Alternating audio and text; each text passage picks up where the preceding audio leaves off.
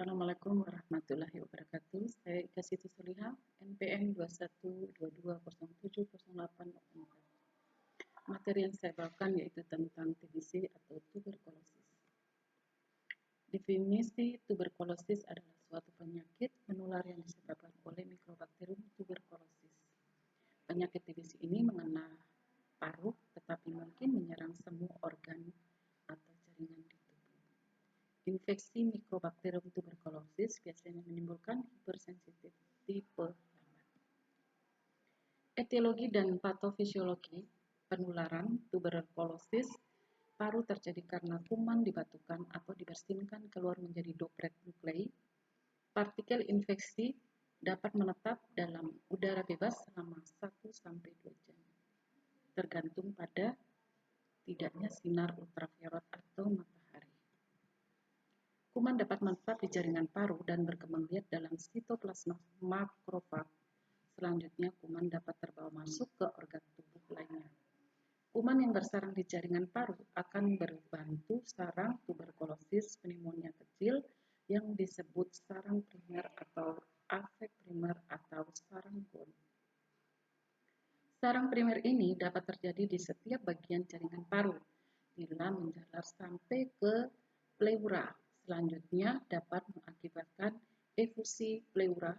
Kuman dapat juga masuk melalui saluran gastrointestinal, jaringan limfe, orofaring, dan kulit terjadi limfadenopati regional. Kemudian bakteri masuk ke seluruh organ seperti paru, otak, ginjal, dan tulang. Bila masuk ke arteri pulmonari, maka terjadi penjalaran ke seluruh bagian paru menjadi tubular. Bagaimana cara penularan TBC?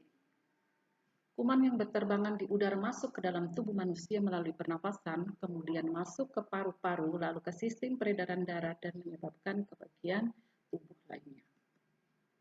Faktor-faktor risiko seperti jenis kelamin, umur, kekebalan tubuh, status gizi, pelaku perokok, penyakit penyerta, kepadatan penghuni rumah, kelembapan rumah, ventilasi udara, dan juga pencahayaan ruangan. Gambaran virus seperti ini. Pengobatan TB sebagaimana berikut ini. Pengobatan TB tipe menggunakan rifampicin, isoniazid, rifaxiamid, streptomycin, entabutol. Kombinasi dosis tetap ini terdiri dari 4 obat antituberkulosis dapat 1 tablet, yaitu rifampicin 150 mg, isoniazid 75 mg, pirasinamid 400 mg, dan entabutol 275 mg. 3 obat antituberkulosis dalam 1 tablet, yaitu rifampicin 150 mg, isoniazid 75 mg, dan pirasinamid 400 mg. Sedangkan pencegahan TB, salah satu langkah untuk mencegah TBC atau tuberkulosis adalah dengan menerima vaksin BCG di Indonesia. Vaksin ini termasuk dalam daftar imunisasi wajib dan diberikan sebelum bayi berusia 2 bulan.